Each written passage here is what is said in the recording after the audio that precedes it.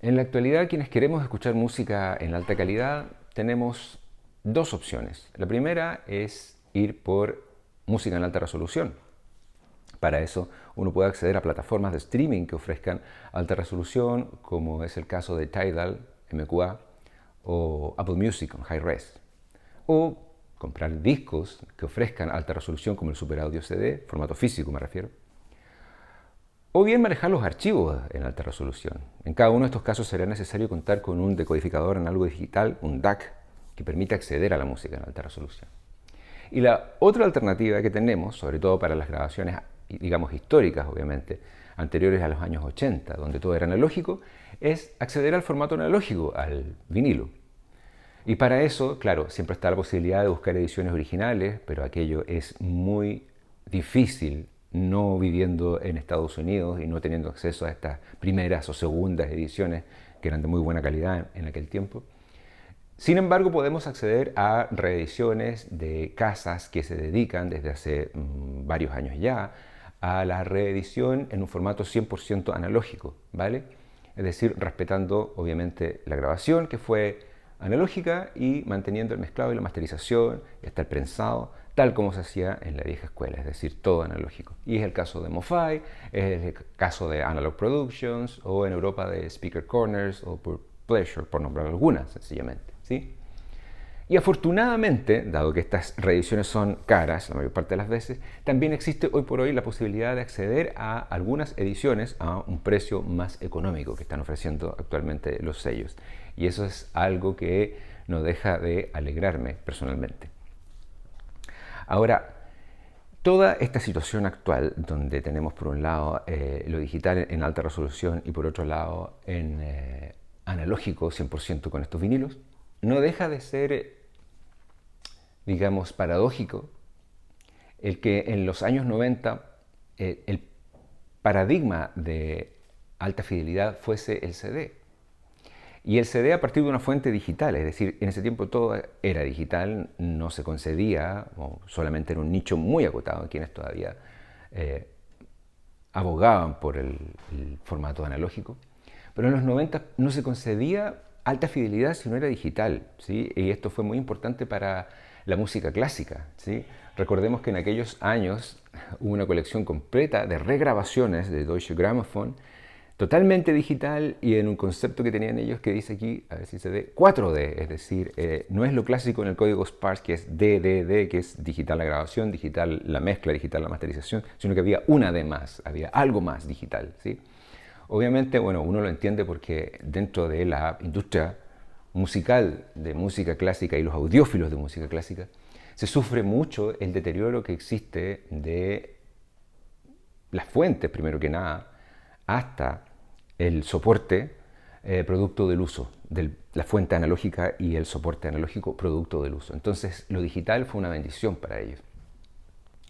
Pero bueno, mi nombre es Guido y esto es Surcos de Jazz, el canal de discos de jazz en español, donde vamos a hacer un viaje y los invito a acompañarme entonces en dos videos, este es el primero de ellos, donde vamos a hacer esta ida y vuelta desde lo analógico hasta lo digital, hasta de nuevo lo analógico, y para eso vamos a tener que hacer un poco de historia, ¿sí? Así que partimos en esto y les quiero mostrar algo que puede ser un poco anecdótico, pero es este disco Ambassador Satch, producido en Chile. En ese tiempo las matrices viajaban por el mundo para poder hacer reprensados en las plantas que había en los distintos países de los discos grabados originalmente, en el caso del jazz, básicamente en Estados Unidos y algo en Europa también.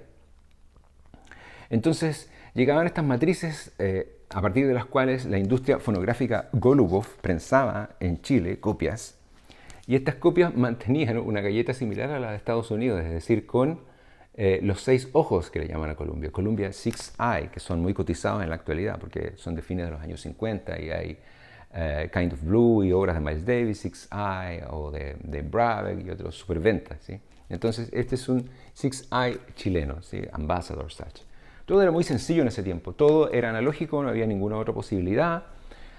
Había industria fonográfica y de prensado en distintos países, incluyendo Chile, Pero bueno, eso fue desapareciendo y quería comentarles sencillamente que en los 70 ya era mucho más difícil acceder a discos producidos en Chile, entonces la música comenzó a ser importada totalmente y llegaba, por ejemplo, la primera edición de Heavy Weather, The Weather Report, a Chile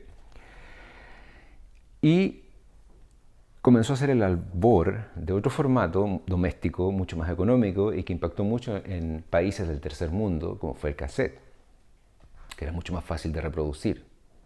Era mucho más económico, se vendía más también, ¿sí? Más allá de la calidad que tenía en sí mismo y de lo fácil que se deterioraba también. Era analógico por lo demás también. Ahora, las grabaciones digitales, y esto a lo mejor no se conoce tan ampliamente, comenzaron mucho antes de la llegada del CD. El CD apareció en el comercio en el año 1982, pero las grabaciones digitales a nivel experimental ya comenzaron desde fines de los 70 y la primera grabación comercial de jazz fue la primera grabación digital en sí misma, ¿sí?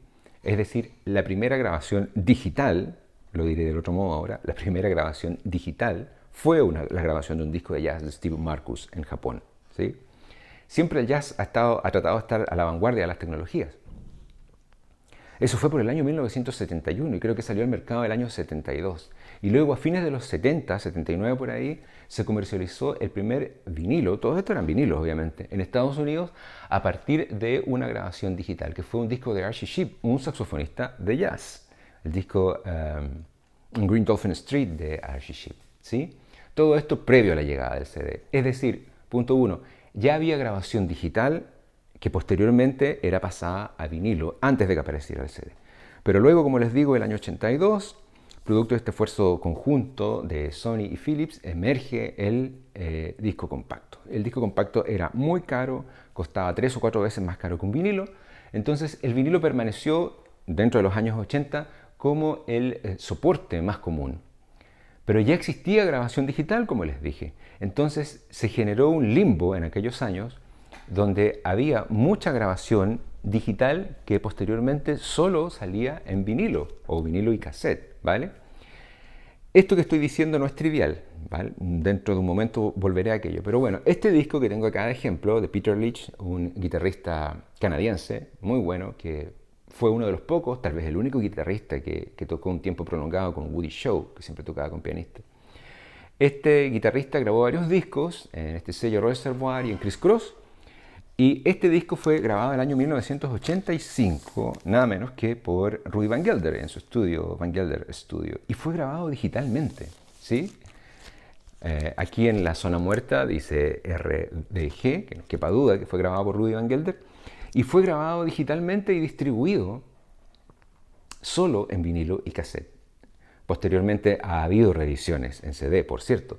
Pero veamos cómo era la naturaleza de las cosas en ese tiempo, ¿vale? Existía grabación digital y luego distribución analógica, ¿vale? Esto es muy particular si uno considera que hoy por hoy hay mucha gente que rasga sus vestiduras y dice, no, yo me niego, sobre todo hablando de audiófilos, a escuchar un vinilo que tenga una fuente digital. Bueno, en los años 80 eso existió vastamente, ¿sí?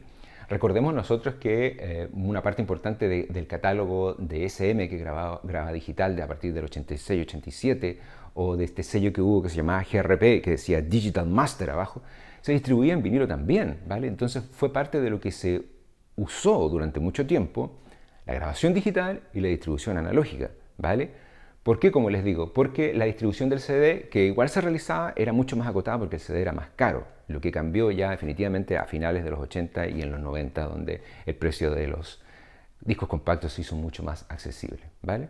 Ahora, ese disco que acabo de mostrar de Peter Leach no suena particularmente bien porque da la impresión de que la grabación fue en calidad CD, ¿sí? En calidad estándar, 16/44.1.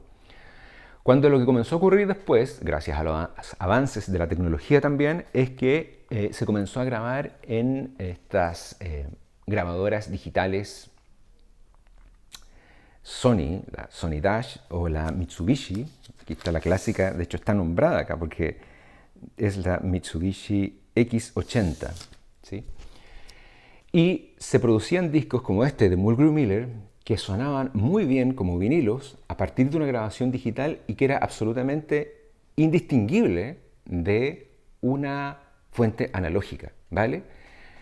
Y este y otros discos de la época me hicieron convencerme absolutamente de que la grabación digital en alta resolución pasada a vinilo es realmente muy, muy difícil de discriminar de una grabación 100% analógica, ¿vale? Y por lo tanto, yo a priori no tengo prejuicios, digamos, con una fuente digital en alta resolución para un vinilo. Si puede ser analógico, mejor, pero no le hago asco, como se dice coloquialmente en Chile, ¿sí? No hay un prejuicio de por sí. Este disco Wingspan, por cierto, de Mulgrew Miller es muy bueno, ¿sí? Toque Kenny Garrett acá, lo recomiendo. Está en plataformas por ahí con una carátula que no es la original, solo vemos la carátula original en este vinilo y en algunas reediciones en CD posteriores.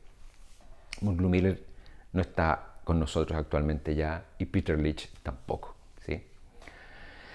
Entonces, nos encontramos con esta situación donde todavía en los 80 hubo una producción masiva de vinilos a partir de fuentes digitales, tanto en formato estándar, 16, 44.1, como en alta resolución.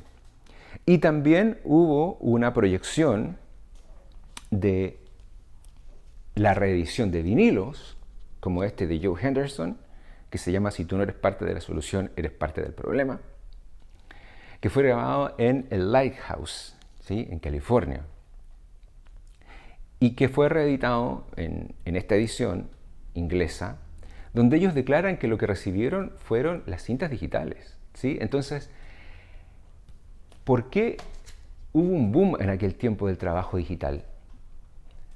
No era específicamente o exclusivamente por la calidad del sonido, sino por la incorruptibilidad del formato digital. Y es porque la cinta DAT, aun siendo un formato en cinta, reproducía todas las veces de forma consistente, lo que no ocurre con una cinta analógica, ¿vale? O sea, las variaciones en el formato analógico se inician en la reproducción de la cinta del máster, ¿sí? Entonces, esto permitía la grabación digital en cinta DAT y sus sucesoras, permitía que viajara la cinta de un país a otro y que luego, a partir de esa cinta, se realizara una masterización y esa masterización se volcaba a un máster analógico. Es decir, se cambiaba la curva, se hacía la curva del vinilo y se hacía un máster analógico. ¿Cómo suena esto? ¿Se reconoce como analógico? La verdad es que no, ¿sí? Es un híbrido, hay una cosa como, suena como un CD inevitablemente traspasado a un vinilo, ¿sí? Entonces, se pierden virtudes del CD y se pierden virtudes del vinilo finalmente en este tipo de productos. Pero bueno, tampoco uno sufre ni me quejo por tenerlo. Es un disco que no es tampoco fácil de obtener. El punto es que, contrariamente a lo que se piensa, donde se cree que a lo mejor de la noche a la mañana hubo un cambio de lo analógico a digital, esto fue gradual y hubo una producción, como ya les dije, amplia de vinilos a partir de formatos digitales de grabación en los años 80.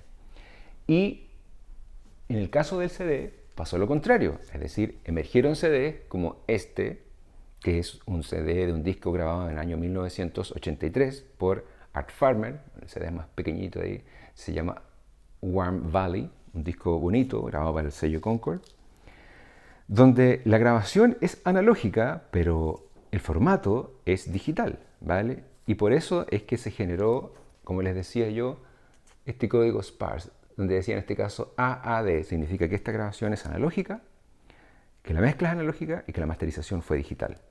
Pero esa ya es otra historia y es la siguiente parte de este video, dividido en dos partes, y en la siguiente abordaremos el desarrollo de la música en digital a partir del año 80, la llegada del CD, el inicio de las grabaciones 100% digitales o el hecho de hacerlas masivas en el año 87 y el desarrollo de fuentes de alta resolución posteriormente. Pero como les digo, eso será en otro video.